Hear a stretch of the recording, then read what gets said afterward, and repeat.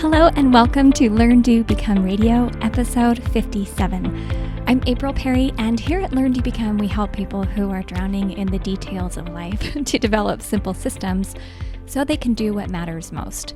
Now, today's podcast is a little bit different than things we have posted in the past. It's actually an interview that I did with Jessica Jackson at the Thriving in Motherhood podcast.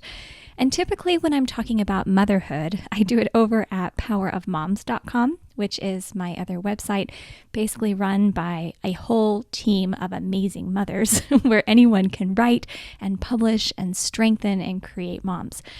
But one of the things I've really been thinking about more here at Learn, Do, Become is how to use my voice in a way that's more authentic, where I actually get to talk about all the things that matter, which really a lot of that focuses on family. So today I'm going to talk about relationships in the home, housework, routines, how we take care of ourselves as people, how we interact on social media, how we see our value, and how we make time to really care about ourselves while putting our family members as our top priority. Now, when I recorded this podcast with Jessica, I'd actually had a really hard morning, and Jessica was so kind to let me share what was going on. If you listened to episode 55 of Learn, Do, Become Radio, you know a little bit about what was going on behind the scenes, and this was recorded around the same time. So I hope you enjoy. Thanks so much for being with us here at Learn, Do, Become. So April, just starting out, what does motherhood look like for you right now? Well, I feel like I'm an old mom now. I'm 40 years old, and our teenagers, we have 3 teenagers, 19, 16, and 15, and it's beautiful. We also have an 11-year-old. And so I'm kind of at that stage right now where I don't have diapers and I don't really have any toys around my house. I mean, I do have toys for when guests come over, but we're at a different part now where it's helping our children get ready to launch, and it's taking time to really stop and pause and take care of myself. And in full disclosure, I've been having a total cry session all morning with my husband because I'm I've been realizing that for the past 15 years, I've never actually told you what I was thinking. I've been so overwhelmed with everything and just trying to make it all work. And so he's been super nice. He's been holding me all morning. He's like, "Are you sure you can go do the podcast?" I'm like, "Yes, I'll just go and it'll be fine." But it's I'm kind of at that point in my life, and I'm kind of very honest online. So I think the moms who are listening may want to learn from my experience because when you're trying to raise little ones and it's so busy and you're so tired and it's all you can think about is let me just sleep and get everyone fed and then go back to sleep or whatever, it's really hard to recognize that there might be things that are going on that are difficult. But when you can learn how to process it and learn how to care for yourself and learn how to keep a strong perspective early, the earlier the better. And my husband's like, "I wish you would have talked to me about these things 15 years ago." I just thought, I don't know. I just thought a good mom just kind of puts her head down and does the work. Anyway, that's kind of where I am right now. Life is really good in a whole lot of ways, but there's a lot I'm still learning. Ooh, okay. Well, and way too much information to start our No, it's perfectly honest, and I relate to that a lot. Although I'm at the end with the 3 little kids running around in the diapers and they're not sleeping. Yes. Yeah. So maybe since you went there first, maybe we could talk a little bit more about that. What is the secret? What is the secret to? What's the secret to doing what you just described? Okay. Well, let me just tell you why I did it. So, and we'll talk more about motherhood and how awesome motherhood is really. But the thing is, when you're a mother, you want to protect and care for your children. And I think it's more than anything else, right? You're willing to put your own health and sanity and safety on hold sometimes because there's someone else whose life literally depends on you. And that's a pressure that a lot of people don't really talk about, They just say, "Oh, isn't it fun to be a mom and have a cute diaper bag and a really cool stroller?" And what we're seeing online right now, especially, it kind of frightens me because I see so many young moms who are trying to get their value by what everyone likes about them and the comments that they get on social media or how many followers they have. And I think we're losing our health and sanity in the process. And so what happened for me was Hey, Jessica, I'm going to be really honest with you about like pretty much everything going on right now. Perfect. Let's do it. Okay, so I had this weird rash on my arm the other day.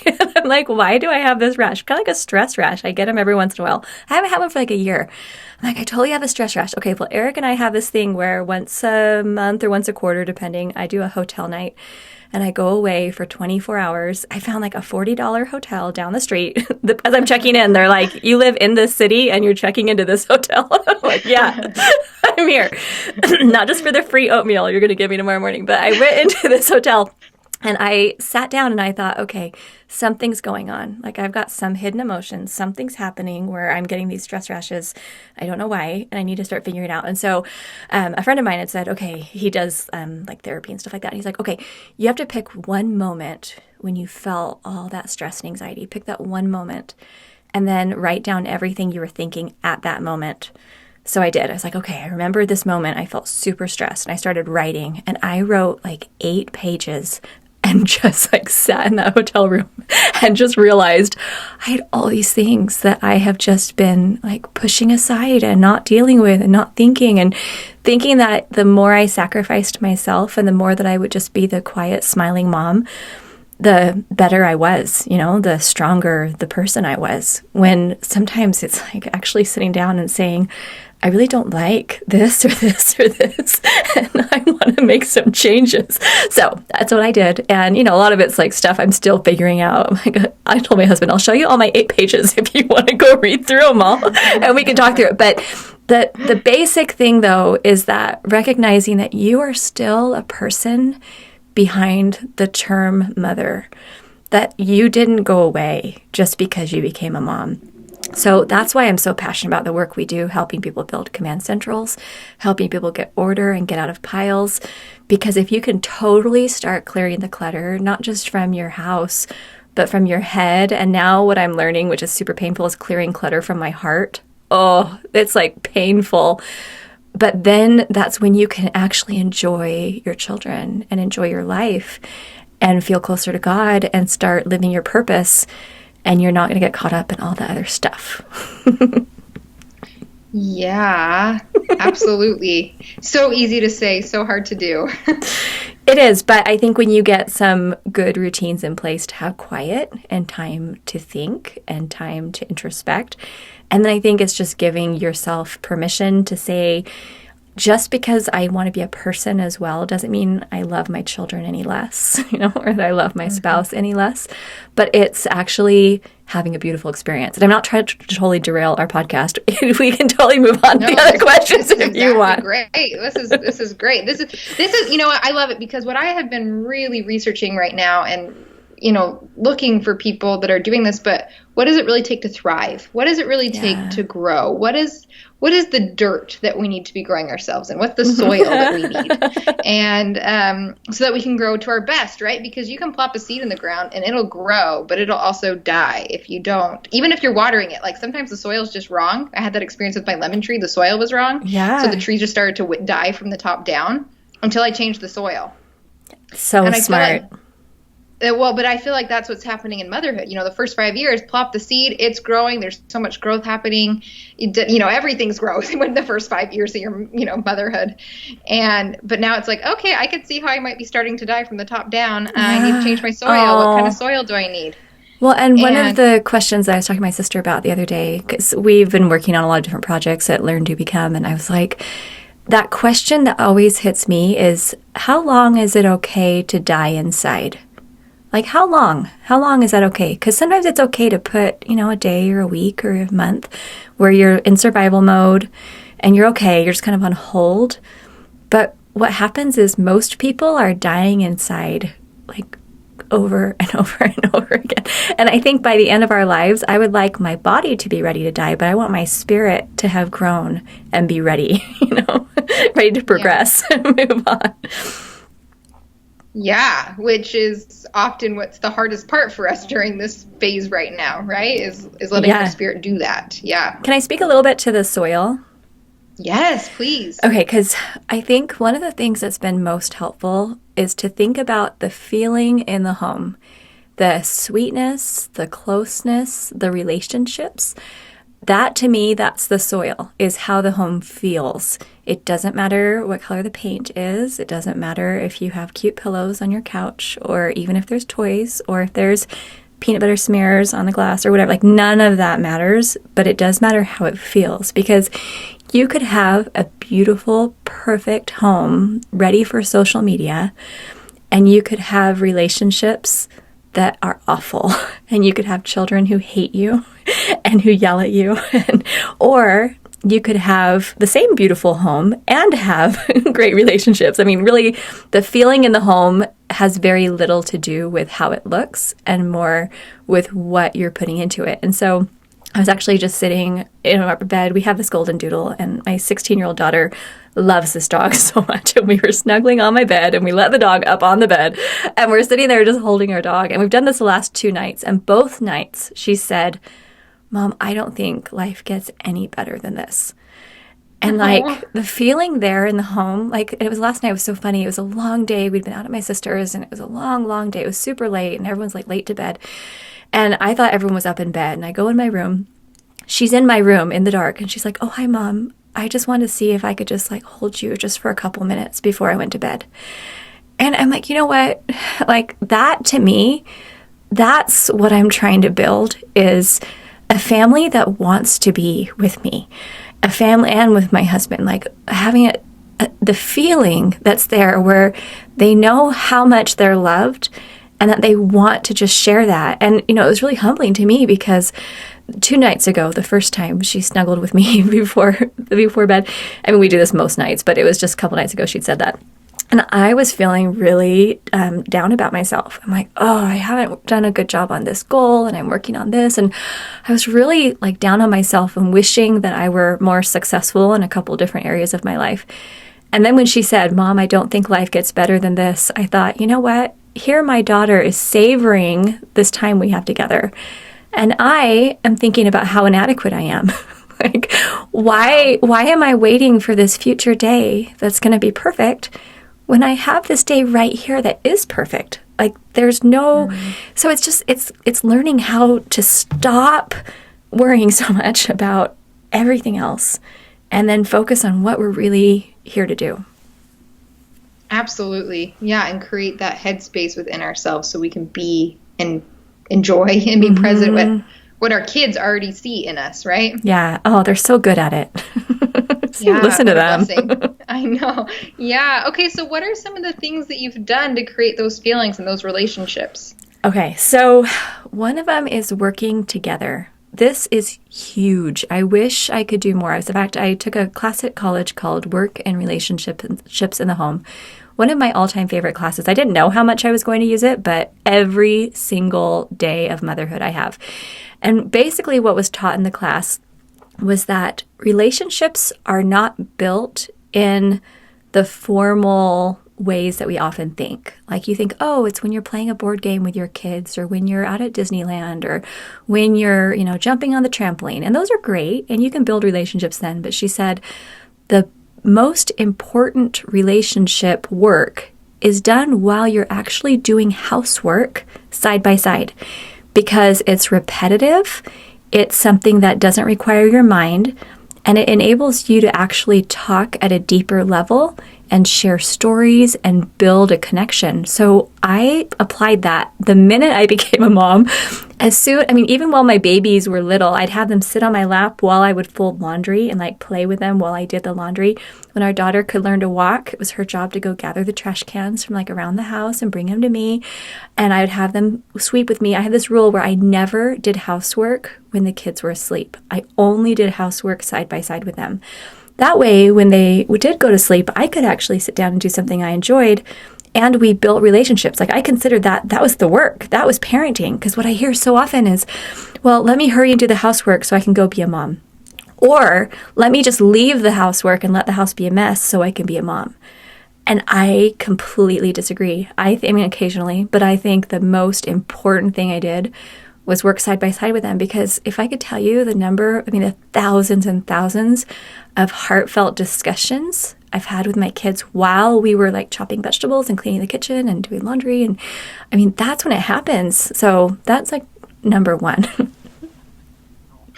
Whoa, I would say that is completely counterintuitive to what we're being blasted with right now in this generation. Like, Yeah. completely counterintuitive and so true. But Can try I say it. that? Yes. And I mean, Yeah. you try No, it. I'm actually, Are you no, doing see, it? here's the thing. I have the same rule. I have Awesome. never done work while my kids are sleeping. I say, heck no. But I love the lens that you put on that, where that's the work, right? So I think I have felt the pressure of, no, yes, I'm going to do housework while the kids are sleeping, but we're going to try and hurry so we can get outside and do other things Yeah. too. We're going to try and The hurry. better So stuff, the fun yeah, stuff.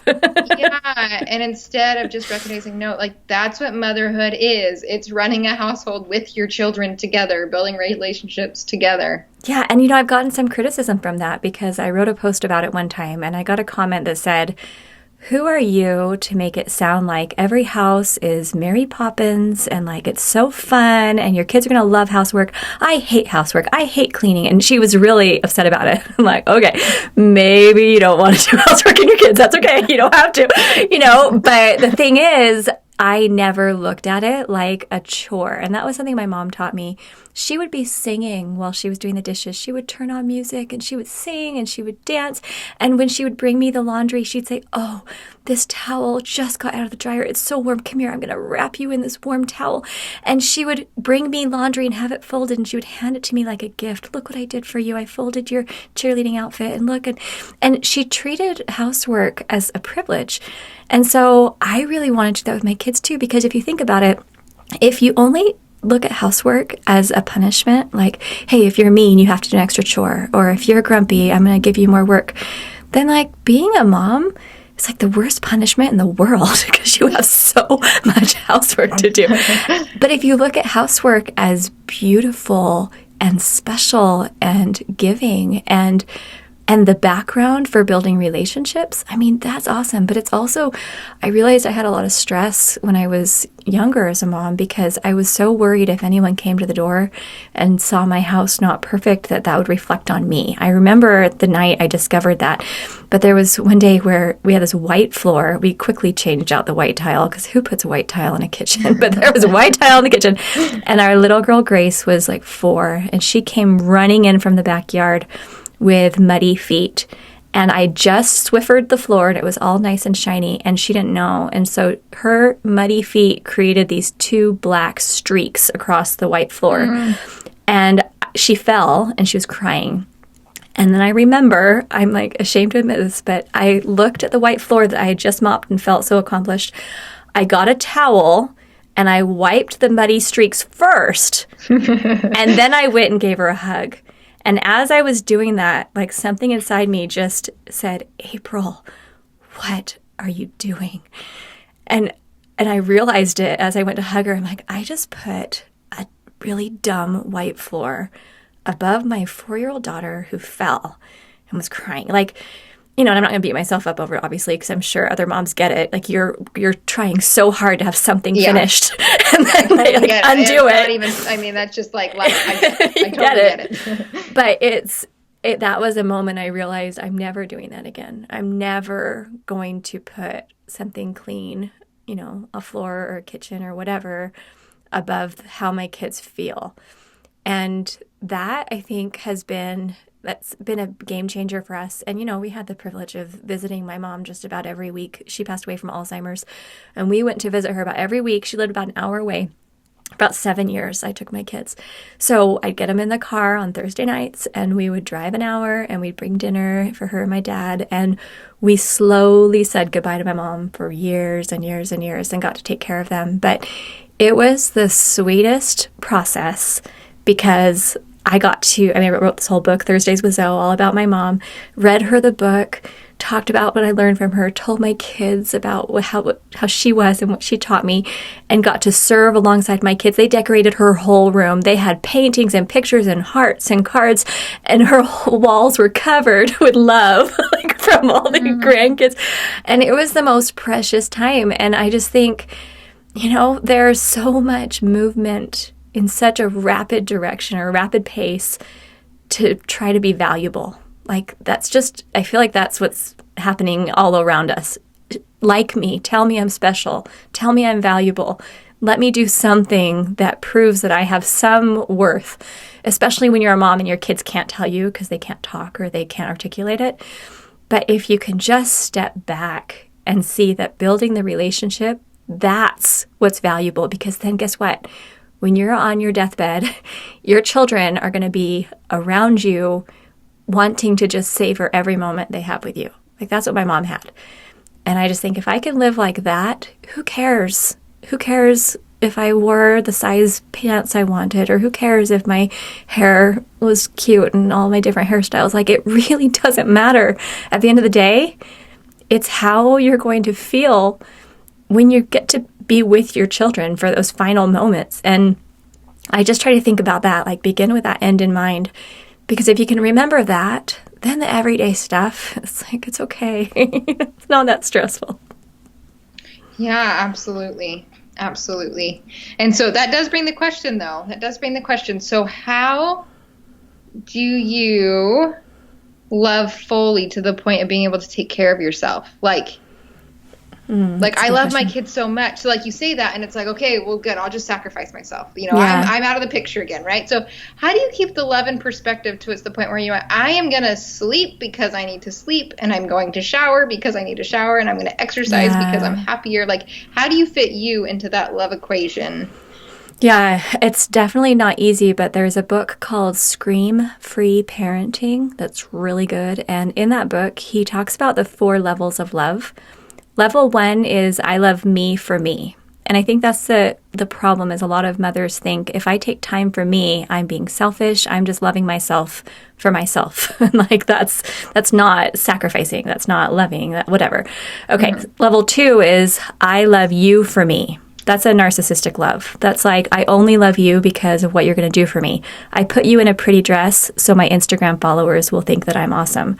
Or I take you to ballet so my friends will think I have an accomplished child, right? Like, I love you for me is not true love. That's narcissistic love. Okay, then there's I love you for you, which is sacrificial love. That's like, you are my everything. I will wear sweats while you get everything you want. I will eat crusts of bread while you get organic, whatever. Like, you don't want to put that pressure on your kids, because then it's like, I don't matter, but you are my everything. So then if that child ever fails, they just, destroyed your dreams, and like, it puts a lot of pressure on them. So then the highest level of love is I love me for you, which means I'm going to take care of myself. I'm going to get enough sleep so I won't be grumpy. I'm going to eat healthy food so I can be around for a long time and I can see your children and enjoy being a grandmother. Or I'm going to I do my hotel nights. And, this last hotel night, I had guilt. I was up at 5 o'clock in the morning, racked with guilt, because our oldest daughter had just gotten her wisdom teeth out. And I get this text. I missed the text because I'd fallen asleep, saying, Mom, the medication's wearing off, or it's not working well. I'm in so much pain. And my husband was there and he was able to take care of her. But in my mind, I'm thinking, my daughter is at home in pain and I'm off pampering myself at a hotel, And anyway, when I got home the next day and talked to her, she's like, oh, I'm fine. It wasn't that big of a deal. And I'm like, oh, okay, well, I was up in the middle of the night worrying about you because I thought I'd failed you as a mom, But I think when you can recognize just look back at your life, look back at the last 2 weeks. When did you snap? When did you have a complete meltdown and tantrum and go slam your door? It wasn't when you were fully rested and had time to read and took a shower and had a great relaxing day. No, it was when you were exhausted and you hadn't eaten and you didn't drink any water and you never got to exercise. So you're the martyr and everyone needs you. I mean, that's when you have the meltdowns. So if you can just say, hey, what a gift to help your children not see meltdowns. I mean, I don't know. I think that's way better. I would rather be a mother who takes care of herself and has the solid, the stamina and the ability to then bear the hard things that might come, than to be the mother who's a total martyr having meltdowns all the time. I mean, no one wants to live with that kind of mom. Sorry. I don't want to live with that kind of person. I don't want to be that kind of person. Yeah. Okay, so for you, you've mentioned some really good things. Are there specific daily or weekly habits that you have then to help keep you recharged and going so you don't get burned out? Yes. I'll start with bedtime because that's the biggest. I'm in bed like by 9:30 now. Is that ridiculous? They call me Grandma April. I'm like, guys, I'm going to bed now, but I'm literally like in bed, not with a phone, not searching Instagram or Facebook or whatever. Like I am in bed going to sleep at like 9:30, maybe 10 at the latest. And so that way I get a full like 8 hours sleep, maybe 8.5. I'm usually up in the middle of the night because I'm like old and I have to get up and go to the bathroom in the middle of the night. And so I like have to kind of, plan for that. But getting sleep is primary. And then every morning I exercise. And I used to not do it until our youngest went to school because the older ones go to school at like 7 and then our youngest doesn't go to school till 8.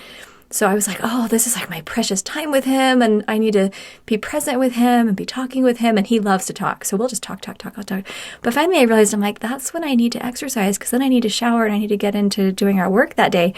So now I just exercise, for, a half hour or whatever, and just at our house. And that's been great. And then I have time to study and like have time for scriptures, time for my journal, and then I take a nap every day. It's like an hour of my quiet time every afternoon.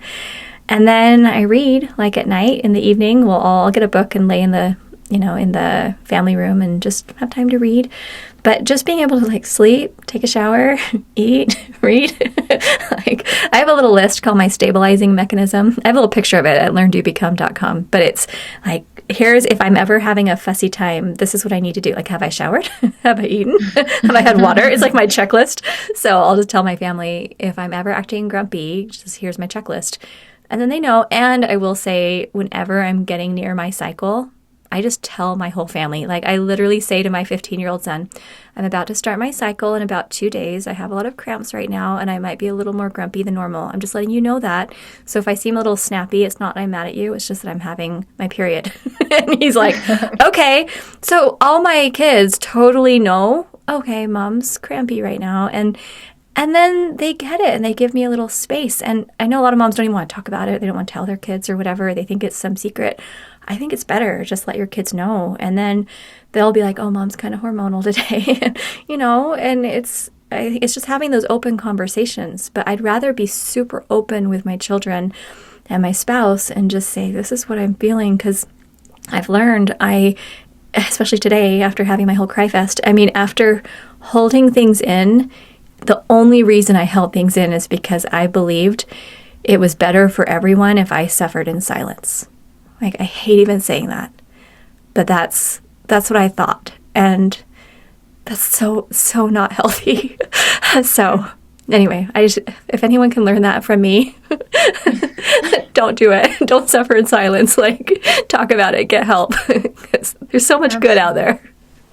Absolutely. Well, I feel like we need to be powerful and we need to be able to be our best selves. Yeah. To do our greatest work, whatever that is for each person, Yeah, but I think sometimes I thought powerful meant stoic and brave and physically, like appearance-wise, looking like I had it all together. And what I'm learning is there's a lot of power in being able to be human, and to have feelings and to learn how to express them in really positive, healthy ways. Like, I think that's much more powerful than what I thought. And so, I think learning just from what I've learned over the past, 20 years of motherhood is the more you can help your children to be able to understand what they're feeling and how to articulate that, and then how to make a plan on how we can actually move forward and what can we do given these circumstances? What could we do? There's no need to feel depressed and feel helpless. There's always something you can do to move forward in some way. But learning how to articulate that is really hard for kids. And so the more you can teach them how to be able to say, hey, it's okay that you're having a rough time. That's all right. Let's talk about it. And that talking, and that's where the housework comes in. Like that talking, one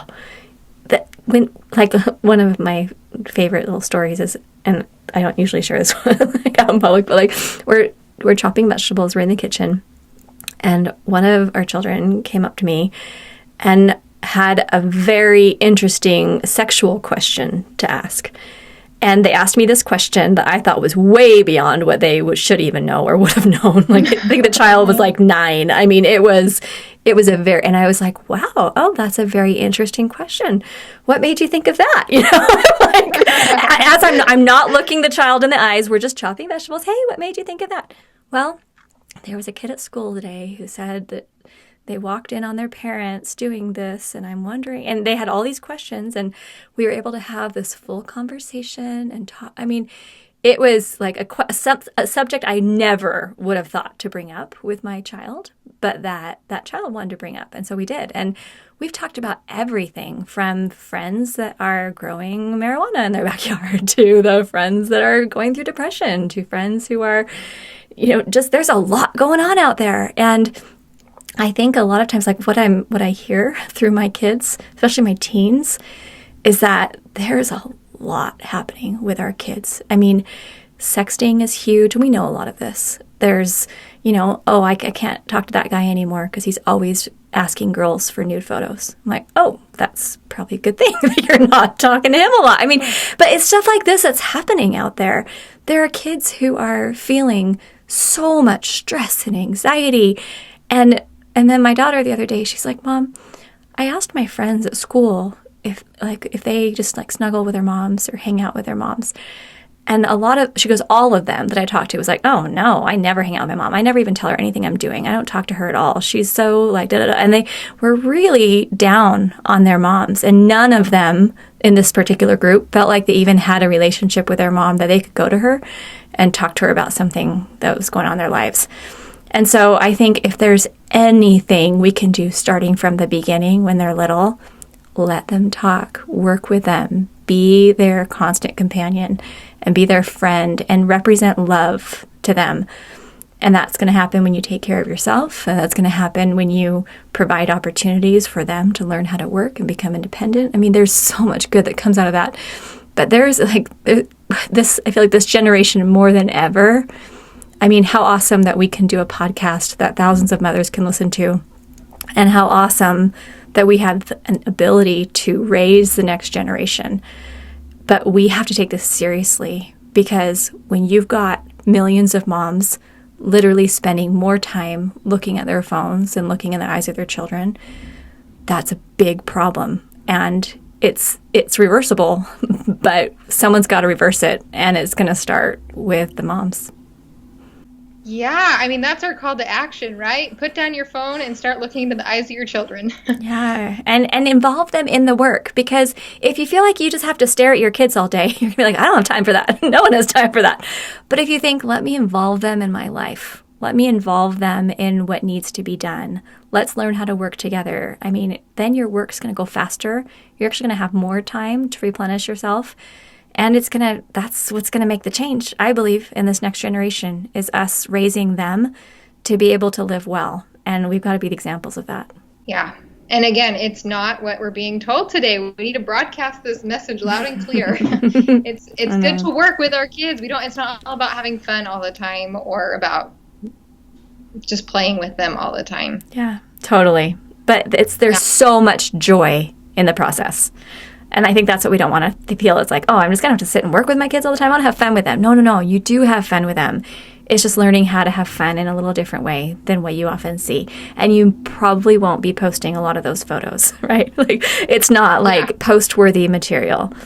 But it's so good. And I heard this little 2-year-old the other day. Sorry, one more story. She was so cute. She was this little 2-year-old. She's like, I took a picture of her. And she said, maybe if the picture's good enough, we could put it on Facebook too.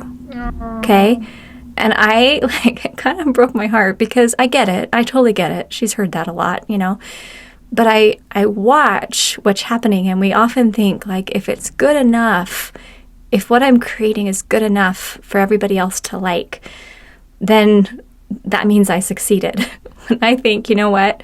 Me being here right now with you, like, this is good. This is good enough. There's no one else we need to go out there and please Like, we need to enjoy that feeling. And then I was walking with her a little later and I was holding her hand and she looked up at me and she said, I love you. I love you too. And like, there was no picture and I didn't go put it out there. I guess I said in the podcast, but I wasn't doing it because I wanted to have everyone tell me how awesome it was. Right. There was no part of that. But there's such beauty and such power in motherhood. And even though this little girl wasn't my daughter, just in having relationships, like, it's the people that matter. And it's the people in your house, and it's the people who are there with you, snuggling in your bed or talking to you or eating with you. Like, don't forget about them, you know? And of course, anyone listening to this podcast, they're already extraordinary moms because that's what they're doing, right? Like, this is why they're here. So, you know, we're preaching to the choir. But I think even the choir struggles sometimes, and we get distracted and we think we're failures because we're not, you know, what everyone else says is perfect. but we're still successful, and this work is the most important work that we can do. Absolutely. April, thank you so much for taking time to chat with me and with everyone listening today. I'm certain there were takeaways for each person that, you know, touched their heart and struck a chord with them. Where can people learn more from you? Because full disclosure to everyone listening, I go to April Perry, Learn to Become, and Power of Moms all the time. You're so all cute. all the time. So I'm maybe tell so us glad. about what you're doing. And yeah, okay. I just caught up on your podcast. Good. I love your podcast, listening about Aspire. Anyways, Thank maybe tell you. everyone what you're working on and where they can learn more from you. Yeah, well, so two main things right now. Number one, if you want to learn what I teach about productivity and how to get organized and get out of piles of stuff, that's like the main thing that we do right now. We've helped hundreds of thousands of people already, and you can come to learndobecome.com/step. My husband and I do live classes. You can come chat with us and engage with us and do that. If you want to come to Power of Moms, go to powerofmoms.com. There's a little taking care of the whole mom assessment. You can just click on and grab that.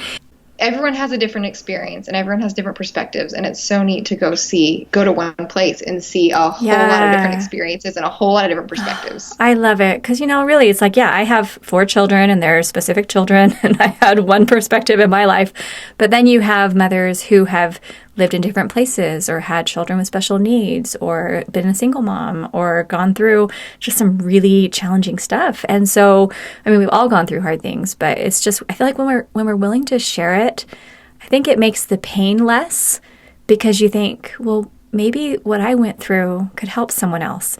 And there's just something innate in us as humans that when you can transform your pain into something helpful, it brings beauty not only to you, but to other people. And then they can connect with you. And it's like, let me reach back and make it easier for the next person. Because I had a really hard time as a mom when I first became a mother. I didn't like it. I didn't like being a mother.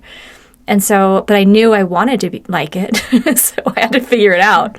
And now Power of Moms is there to help you so you don't have to figure it out. Like, you have support to do it from the start. Absolutely, yeah. And then let's go back for just a second and talk about the piles. Now, maybe people listening to that thought, well, I don't know, like, why does that matter? Let me tell you what matters, because that's the reason why there's a podcast today. That's the reason why I have a planner to sell to you guys. There's the reason why I, can homeschool my kids. It's the reason why April Perry's Command Central is where it's at. So I'll put all this in the show notes, too, because I love that. I'm so proud of you. Thank you. No, thank you. But really, that's worth checking out. So, do you have a photo of it? Have you sent me a picture of your Command Central yet? I have not. Because if you could do that, we have this 25,000 Command Central challenge, and I'm actually going to start printing out photos of people's Command Centrals and putting them on my walls.